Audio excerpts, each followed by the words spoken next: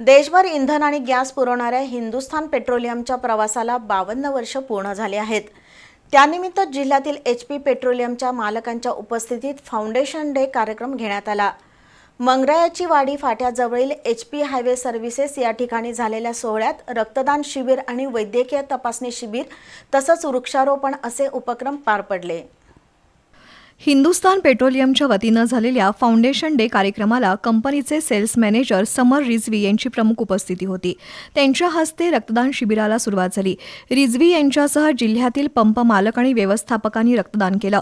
त्यानंतर वैद्यकीय तपासणी शिबिर घेण्यात आलं। या शिबिरात तज्ज्ञ डॉक्टरांकडून मधुमेह आणि उच्च रक्तदाब तपासणी, नेत्ररोग तपासणी, मूत्रविकार तपासणी आणि दातांच्या व्याधीवर तपासणी तसंच मोफत उपचार करण्यात आले।